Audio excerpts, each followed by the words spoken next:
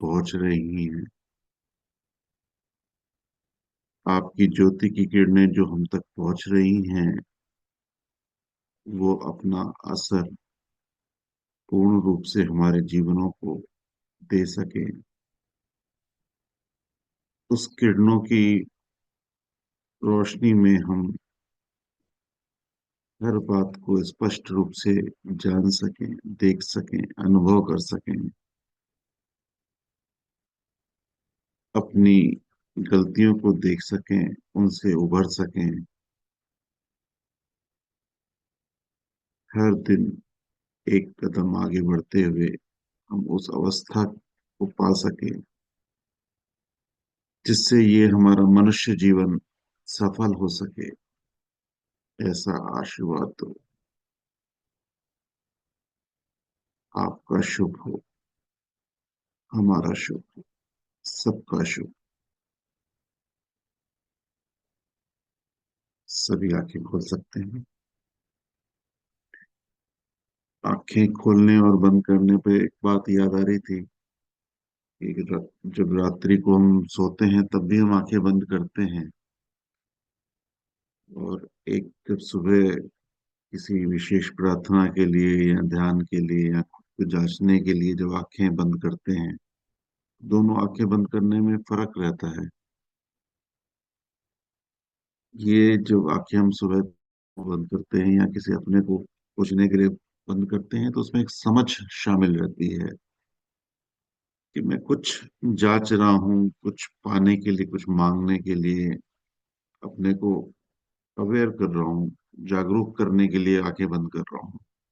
और जो रात्रिकालीन निंद्रा के लिए, नींद के लिए हम आंखें बंद करते हैं, तो दिन भर की थकान मिटाने के लिए, आराम के लिए आंखें बंद कर। और इस सुबह वाली जब आंख बंद होती है तो हम अवेयर होते हैं, हम जागरूक होते हैं। तो ये आंख हमें दिन भर में कितनी बार बंद करनी चाहिए, जिससे हम बार बार अपनी अवस्था को जांच सकें, अपनी अवस्था को देख सकें। दिन भर हम जब गतिविधियां कर रहे होते हैं, अपने कार्यों को पूर्ण करने के लिए अपने शरीर से कुछ क्रियाएं कर रहे होते हैं, उस समय अगर हमारी आंतरिक आंखें खुली रहें, हमें अवेयरनेस रहे, हमें जागरूकता रहे कि हम कौन सी समझ को पाकर जीवन जी रहे हैं, और उस खुली हुई आंतरिक आंखों के माध्यम से जो भी क्रिया हमसे निकल रही है, वो और कैसे बेहतर से बेहतर होती जाए। हर पल, हर पल में उस दिव्य किरणों के साथ अपने को महसूस कर सकूं, उसके प्रकाश में अपनी क्रियाओं को देख सकूं, अपने मन के भावों को देख सकूं, तो कितना बेहतर अनुभव रहेगा हम सभी के लिए। हर पल, पल पल।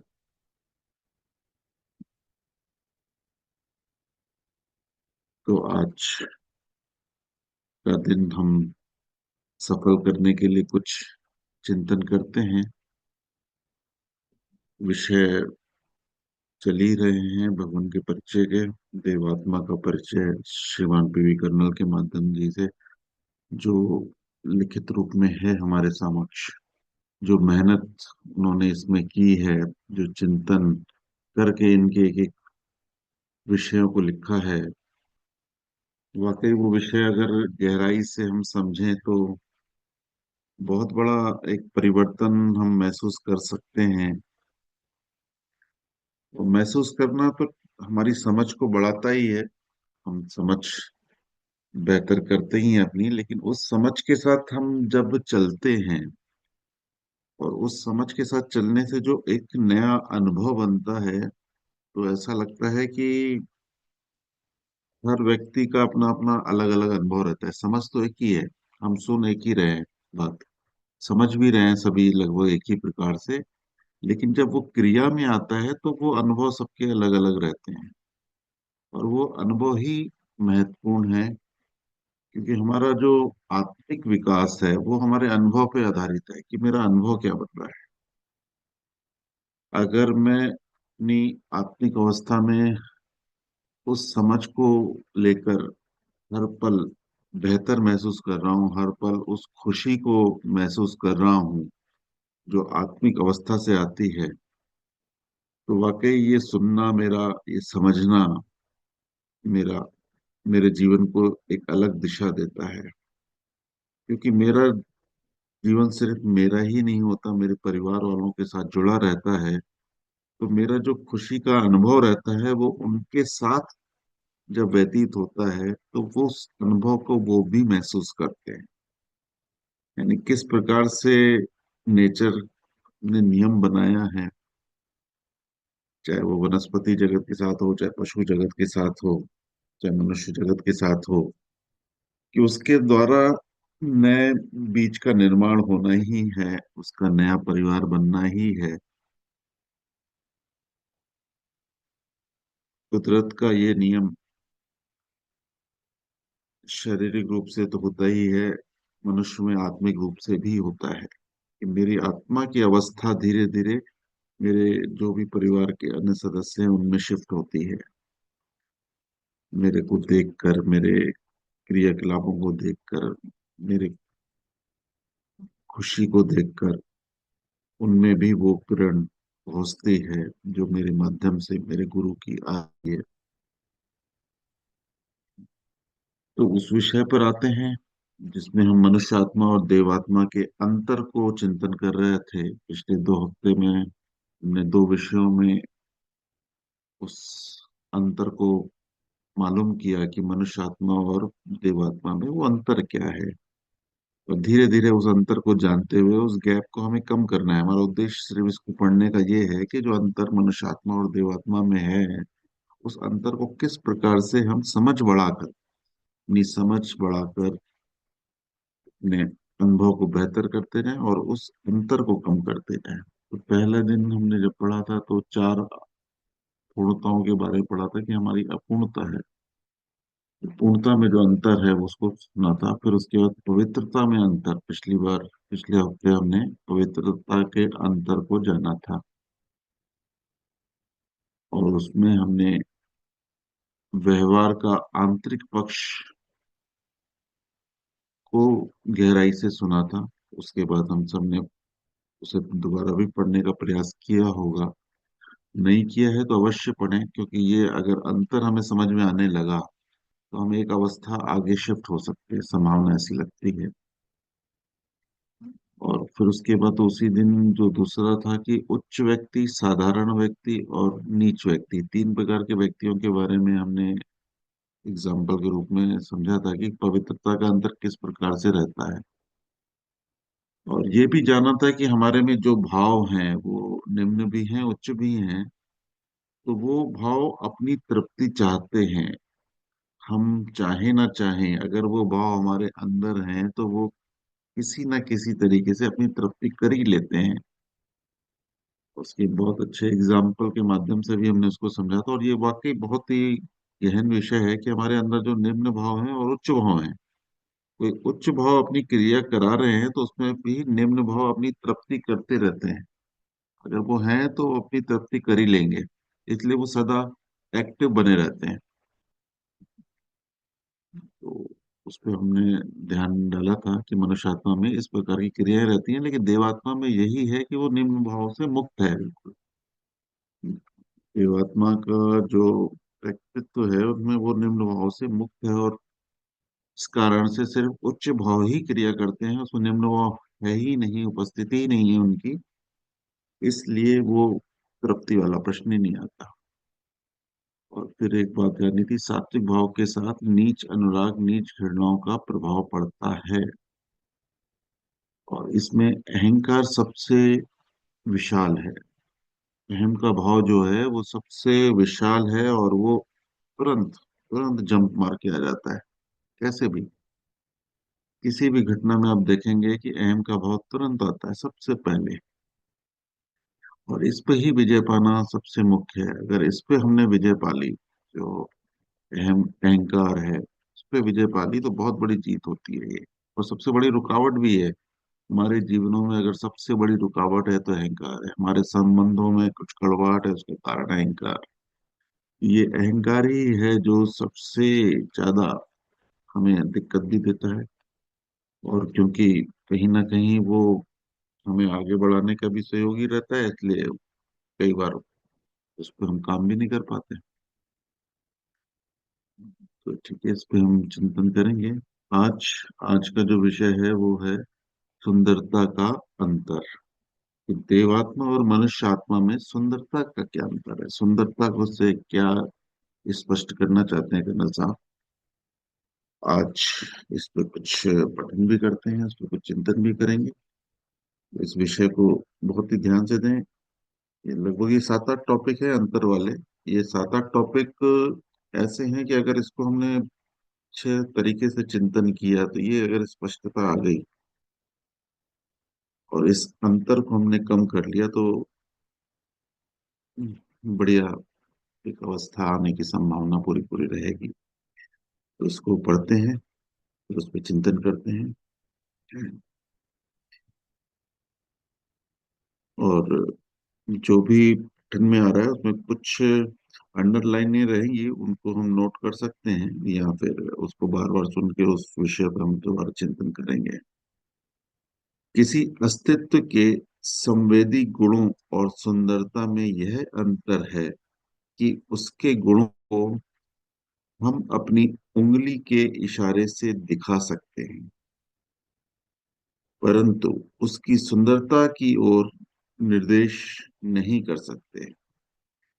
हम एक पेंसिल की ओर इशारा करके बच्चे को बता सकते हैं कि इसका रंग लाल है, इसका आकार गोल है, इसकी लंबाई 6 इंच है, गोलाई या घेरा ½ इंच है, लेकिन सुंदरता गुणों की तरह इशारे से दिखाई नहीं जा सकती। सुंदरता किसी अस्तित्व के गुणों में से एक गुण नहीं है, वह अस्तित्व के समस्त गुणों की गठन से संबंध रखती है।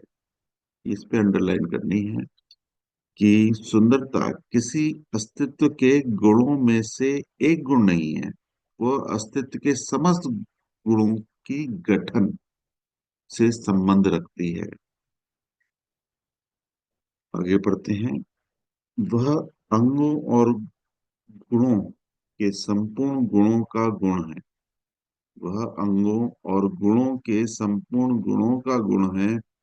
यह गुण तब प्रकाश पाता है जब किसी अस्तित्व के अंग गिनती में पूर्ण हो, या यह अंग अपने में पूर्णता परिपक्व अवस्था में हो, और इन गुणों का एक दूसरे के साथ अनुपात संतुलन हो। मनुष्य के शरीर का दृष्टांत लीजिए। किसी मनुष्य का शरीर तब ही सुंदर कहा जा सकता है जब उसमें अंगों की गिनती पूर्ण हो। यदि किसी शरीर में कान ना हो, या बाहें ना हो, या टांगे ना हो, तो ऐसा शरीर सुंदर नहीं कहा जा सकता। इसी प्रकार यदि किसी शरीर के अंग तो सब हों, लेकिन अंग परिपक्वता या पूर्णता की को ना प्राप्त हो हुए हों, तो भी शरीर सुंदर नहीं लगता। यदि वह ठीक न रह जाए, या सिर छोटा रह जाए, या बाह बाह पोलियो के कारण पनपी ना हो, तो शरीर सुंदर नहीं कहा जा सकता। यदि अंग पूर्ण क्यों ना हो, यह साधारण परिपक्वता प्राप्त क्यों ना हो, परंतु यदि इन अंगों का आपस में ठीक अनुपात ना हो, तो भी शरीर सुंदर नहीं होता। किशोरावस्था में शरीर के अंग एक साथ और एक गति पर विकसित नहीं होते। किशोरावस्था में शरीर के अंग एक साथ और एक गति में विकसित नहीं होते। कभी एक अंग विकास करता है तो कभी दूसरा अंग बहुत कम या नाम मात्र ही विकसित होता है।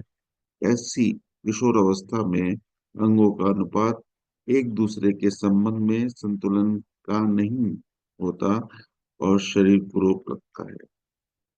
यह शरीर जब परिपक्व अवस्था में प्राप्त होता है तो उसके अंगों का परस्पर अनुपात ठीक हो जाना और सुंदर लगना स्पष्ट है कि हम तीनों कसौटियों में से किसी अस्तित्व की सुंदरता का मूल्यांकन करते हैं, अर्थात क्या उनके अंगों की गिनती पूर्ण है, क्या प्रत्येक अंग का पूर्ण विकास हुआ है, क्या अंगों का परस्पर अनुपात ठीक है।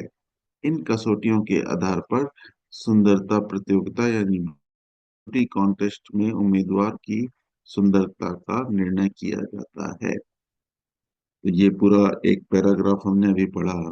इसमें जो मूल बात ये रही कि जो समस्त गुणों का गठन रहता है उसको सुंदरता बोली जा रही है, समस्त गुणों का। और उसमें मनुष्य के शरीर के ऊपर एग्जाम्पल लेकर तीन दिशा से सोचा गया कि उनकी एक तो गिनती पूर्ण हो। मनुष्य के जितने भी अंग है उसकी एक तो गिनती पूर्ण होनी चाहिए, कोई भी गिनती अपूर्ण है तो वो सुंदर नहीं कहलाता। और उसका प्रत्येक अंग पूर्ण विकसित हो। कोई भी ऐसा तकलीफ रहती है किसी शरीरों में जिसमें कोई अंग उसमें विकसित नहीं हो पाता तो उसमें भी वो सुंदरता नहीं आ पाती। और परस्पर अनुपात, अनुपात ठीक हो। देखिए नेचर का कितना अच्छा नियम है कि शरीर के प्रत्येक अंग की लंबाई की गति अलग अलग है, उसको कितना बढ़ना है, उसकी पूर्णता कितने में है उसको उतना ही बढ़ाती है, उससे अधिक नहीं बढ़ाती। तो इसलिए वो शरीर सुंदर लग पाता है। और जो इसमें प्रतियोगिता वगैरह होती है ना उसमें फिर वही चीज देखा जाता है, चाहे वो बच्चों की प्रतियोगिता होती है आजकल, बड़ों की भी होती है, तो उसमें वो सुंदरता का दृष्टिकोण ही वही होगा कि सारी चीजें अनुपात में है कि नहीं है। तो बढ़िया। तो एक्चुअली इसके माध्यम से करना साहब हमें सुंदरता की ओर ध्यान आकर्षित कर रहे हैं कि भौतिक जगत की सुंदरता हम कैसे देखते हैं, फिर धीरे धीरे हम आगे और इसको गहराई से समझने वाले हैं। तो अगला पैराग्राफ करते हैं। गुणों और सुंदरता में एक और दृष्टि से भी भेद किया जा सकता है। सुंदरता किसी एक प्रकार के गुणों की गठन से बंधी हुई नहीं। एक शरीर सुंदर हो सकता है, एक पेंटिंग सुंदर हो सकती है, एक गायन सुंदर लग सकता है, एक आकार सुंदर हो सकता है, एक उपन्यास सुंदर हो सकता है, एक नाटक सुंदर हो सकता है, हाँ एक तर्क युक्ति भी सुंदर हो सकती है।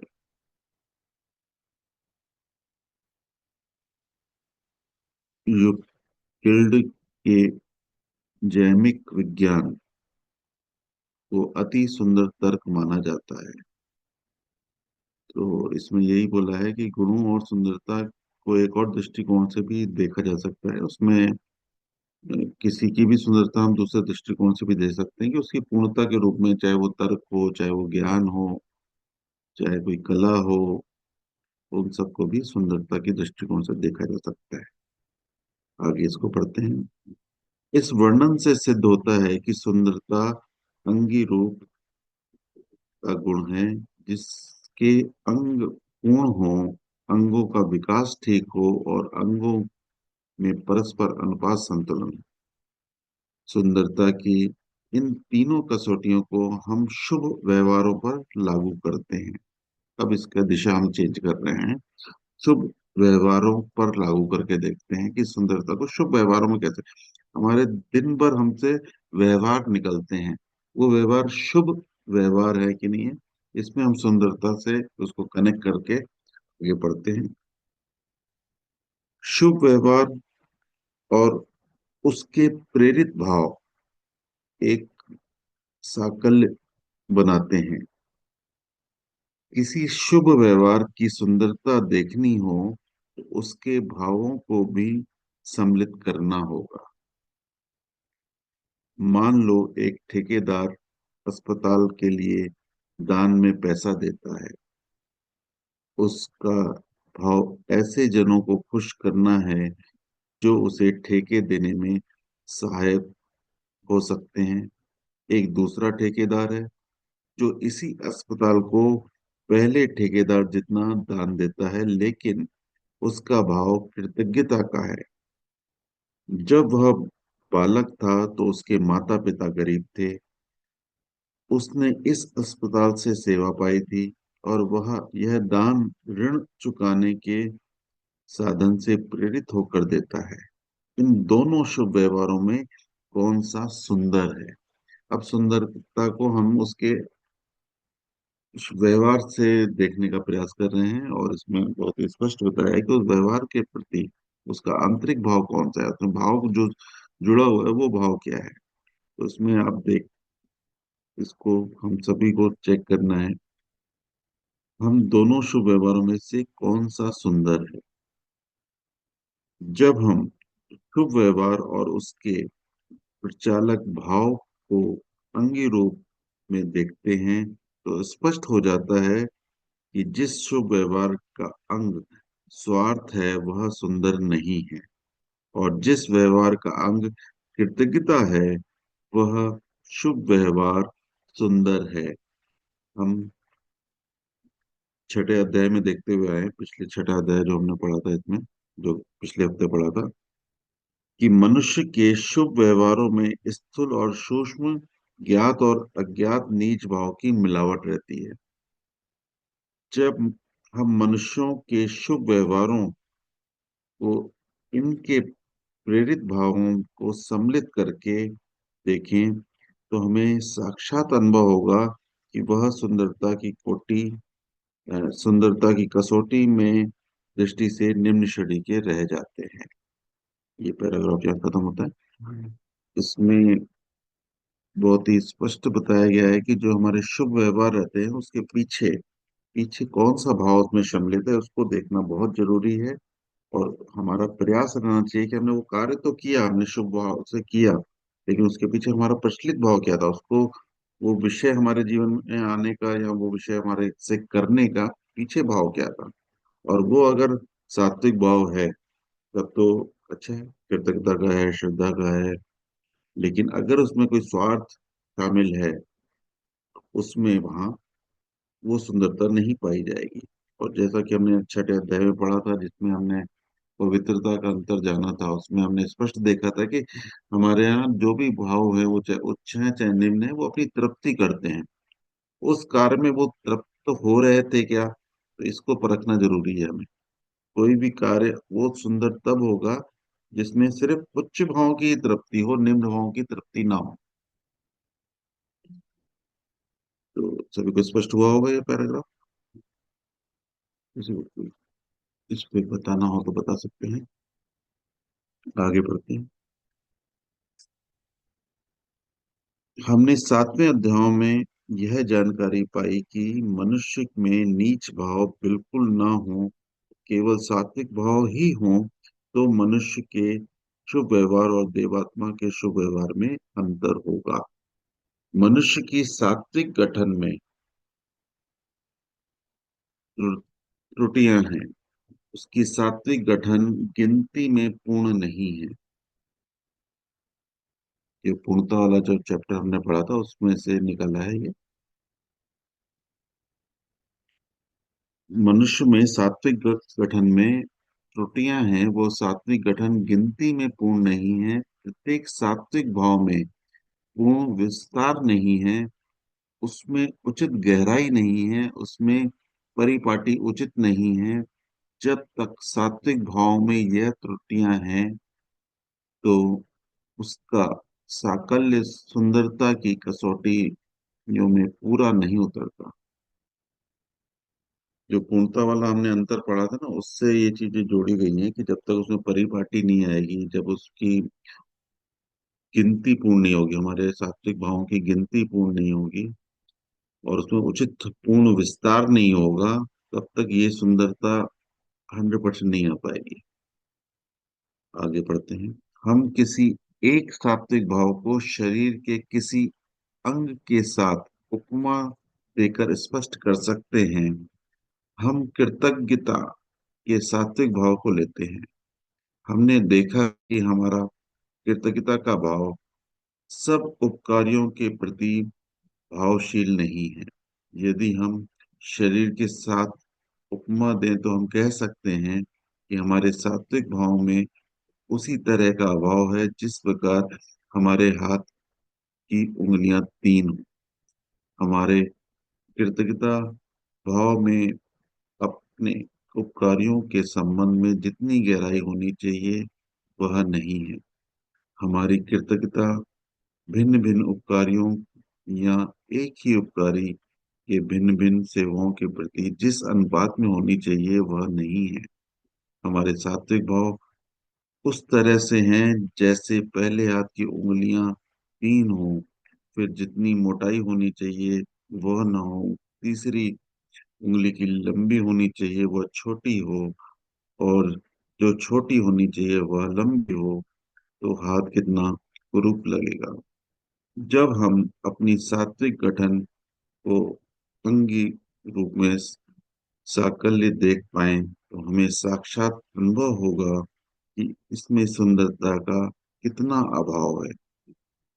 अब सात्विक भाव को शुभ व्यवहार के साथ सम्मिलित करके इस साकल्य की परीक्षा करें तो पता चलेगा किस प्रकार शुभ व्यवहारों में सुंदरता कम रह गई।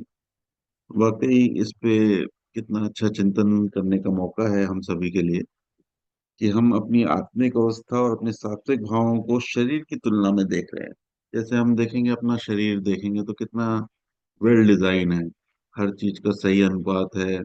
जरा सा भी कुछ अनुपात बिगड़ता है ना, हम डॉक्टर के पास जाते हैं। कोई उंगली सूज जाए किसी कारण से, कोई कील लग जाए, उसमें कोई कांटा चुभ जाए, तो वो उंगली सूज जाती है, तकलीफ देती है। तो हम कैसे तुरंत डॉक्टर के पास जाते हैं कि ये प्रॉब्लम को ठीक करो, वो सही नहीं लग रहा। या चेहरे में कभी सूजन आ जाती है तो ये सूजन क्यों आ गई, आंखों में कभी सूजन आ जाती है तो वो सूजन क्यों आ गई, हम तुरंत इलाज कराते हैं। तो वैसे ही बताया जा रहा है इसमें काका जी द्वारा कि हमें आत्मा के सात्विक भावों को भी वैसे ही देखना है, कि जो पूर्णता में अंतर था उसका, वो चीजें हमें वैसे महसूस होने लगे। और जिस दिन हमें वो वैसे महसूस होंगी तो हम परख पाएंगे कि वाकई कृतज्ञता मेरे में कम है, किसी में कोई उसमें कुरूपता आ गई है, हमारे जो आत्मा की अवस्था है वो कहीं ना कहीं सुंदरता में कमी दिख रही है। उसका कारण सिर्फ यही है कि मेरे अंदर जो सात्विक भाव है परिपाटी में नहीं है, उसका विस्तार नहीं है, और विस्तार ना होने के कारण उनकी संख्या भी कम है। तो ये कमी जब हम महसूस होगी तो उसके लिए हम अपनी समझ को बढ़ाएंगे, अपने ज्ञान को बढ़ाएंगे।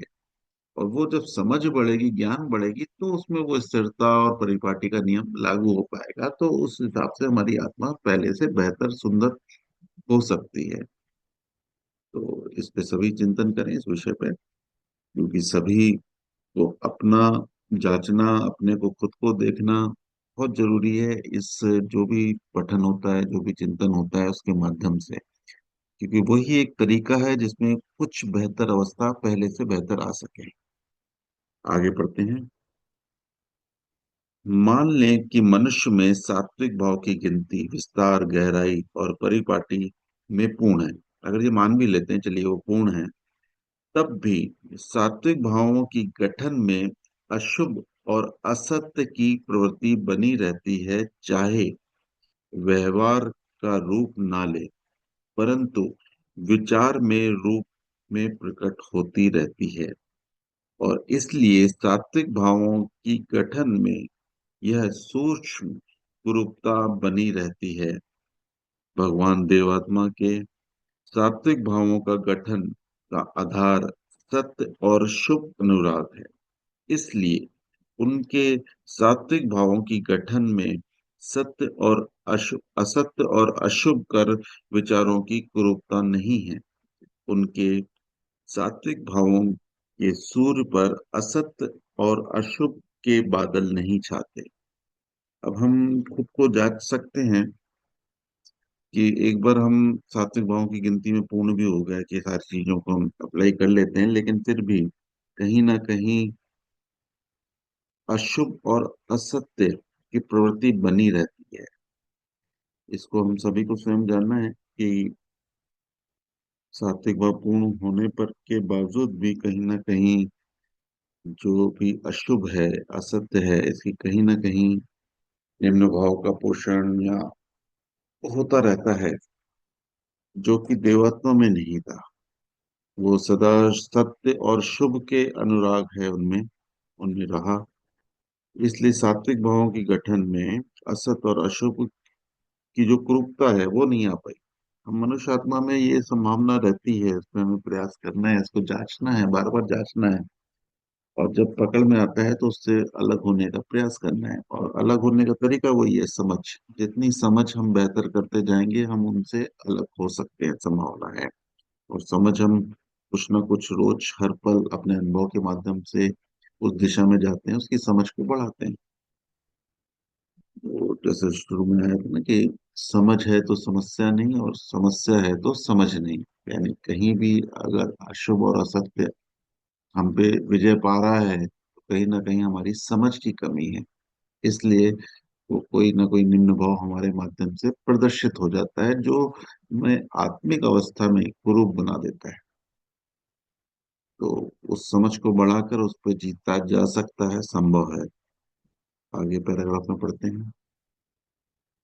मनुष्य के शुभ व्यवहार से प्रेरक सात्विक भाव में जितने कम नीच भाव की मिलावट होगी, और सात्विक भाव की जितनी अधिक गिनती, विस्तार, गहराई और परिपाटी होगी, उतने ही वह सुंदर होते जाएंगे।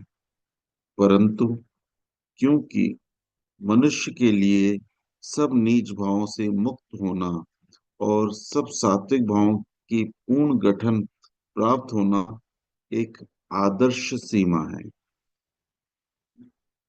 इसलिए मनुष्य के शुभ व्यवहार थोड़ी या ज्यादा मात्रा में सुंदर हो सकते हैं।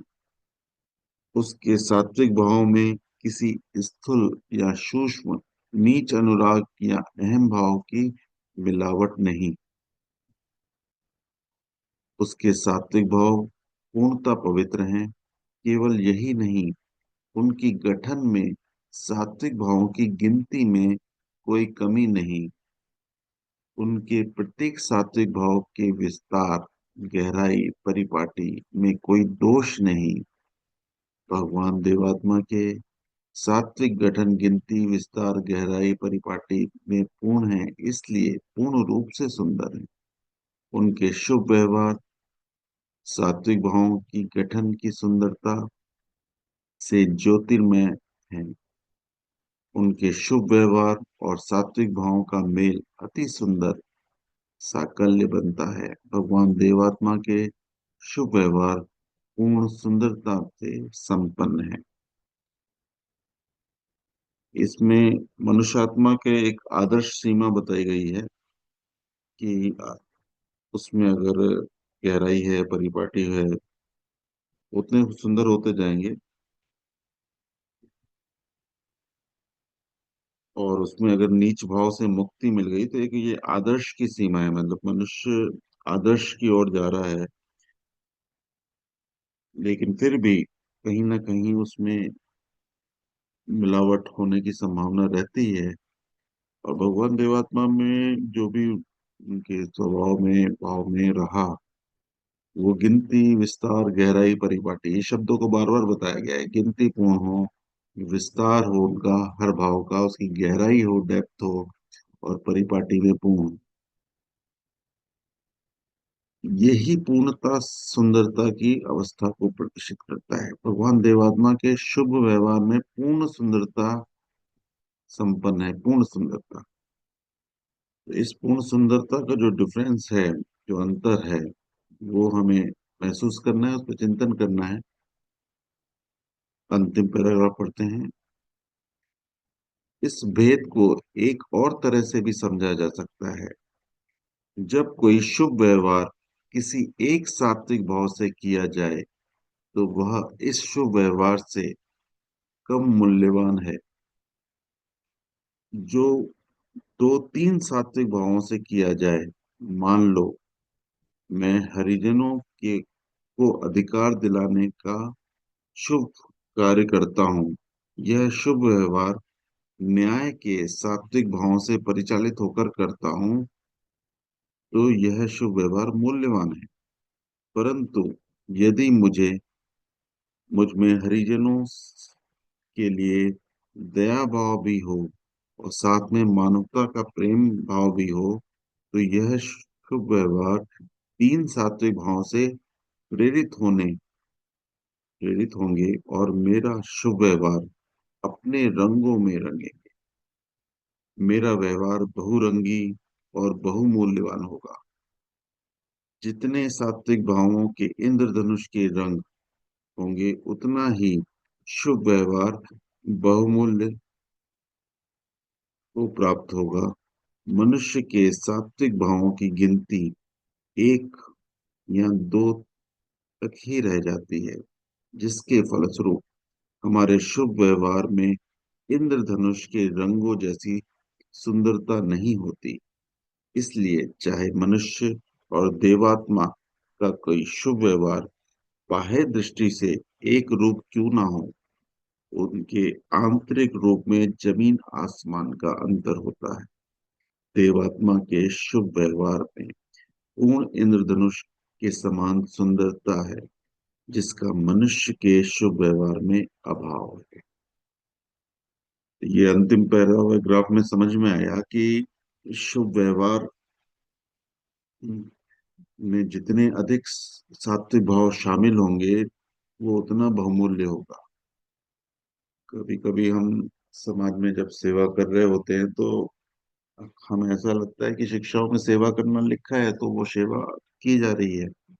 लेकिन उस सेवा भाव कई जनों के दिख रहे हैं ना उस कार्य में, कई जनों के दिख रहे हैं, लेकिन सबका मूल्यांकन अगर करना है तो उस सेवा में उसके द्वारा मूल्यांकन वो स्वयं ही कर सकता है। मूल्यांकन बाहर वाला नहीं कर सकता, क्योंकि बाहर वाले को तो सबको सेवा दिख रही है, तभी वो धन्यवाद भी सभी को करता है कि सभी जिन्होंने सेवा की उसको धन्यवाद।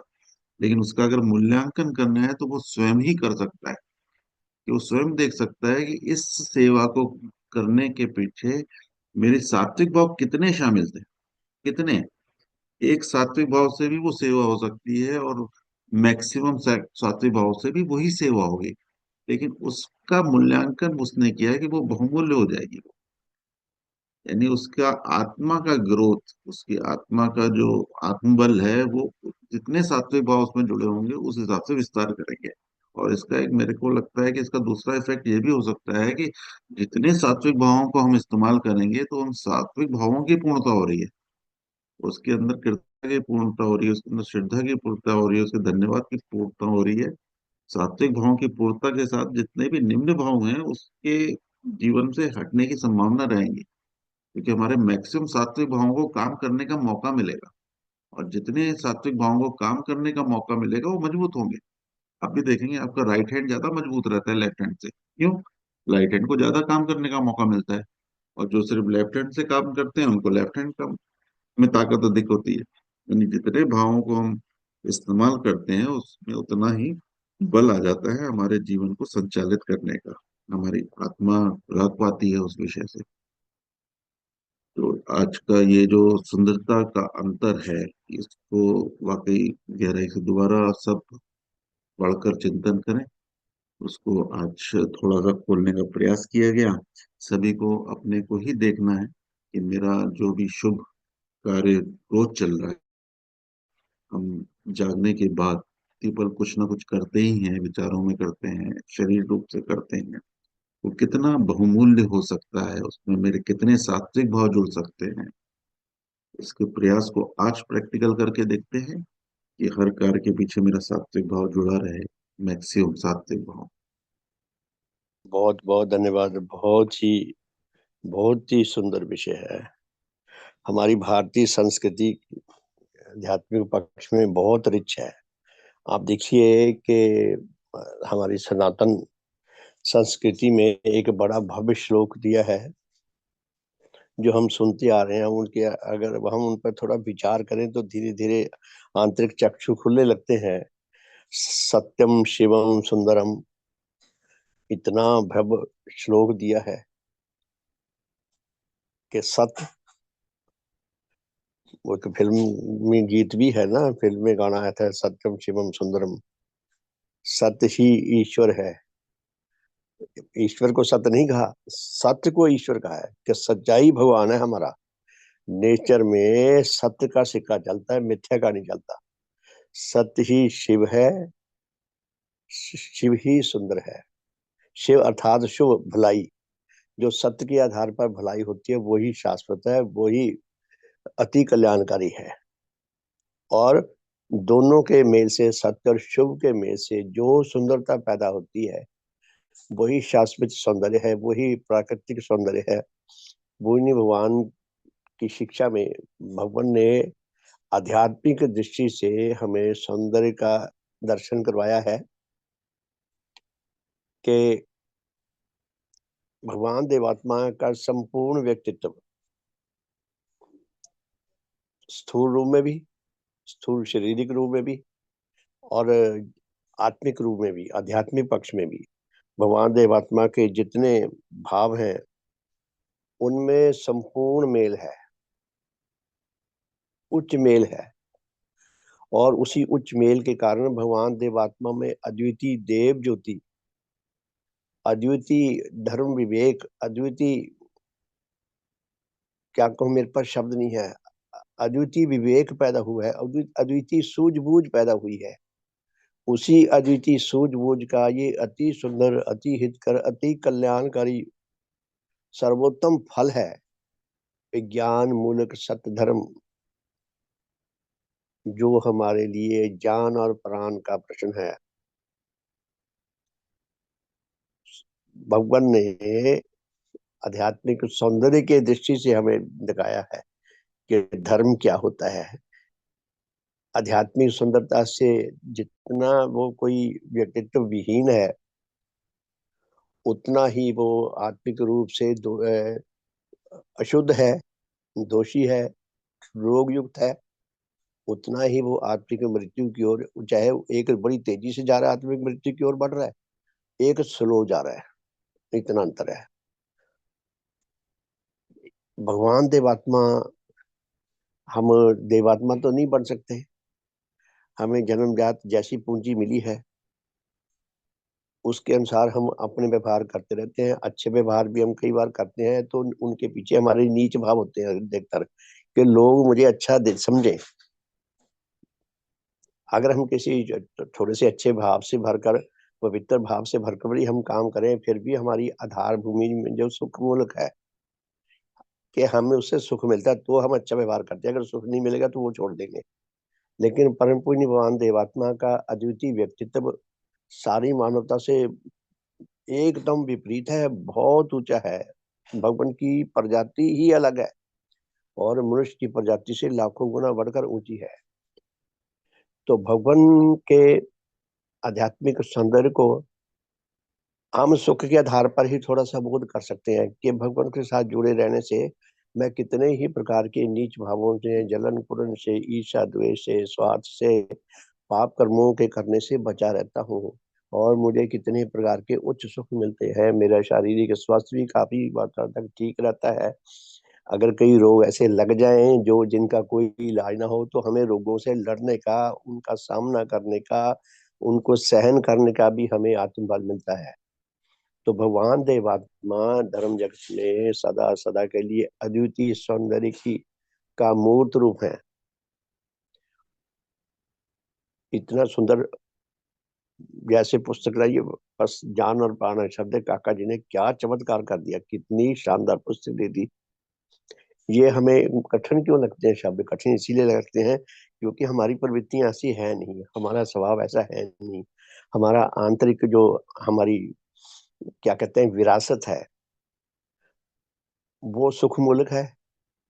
इसीलिए हमें ये चीजें कठिन लगती हैं। लेकिन ज्यो ज्यो हम भगवान के निकट होते जाएंगे, ज्यो ज्यो भगवान के साथ जुड़ते जाएंगे, त्यों त्यों हमारी आत्मिक मैल धुलती जाएगी।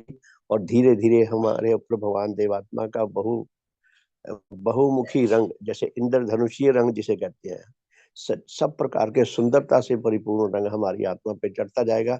तो हमारी आत्मिक, हमारे जो भी आत्मिक प्रदूषण है वो भी धीरे धीरे घुलता जाएगा, खत्म होता जाएगा।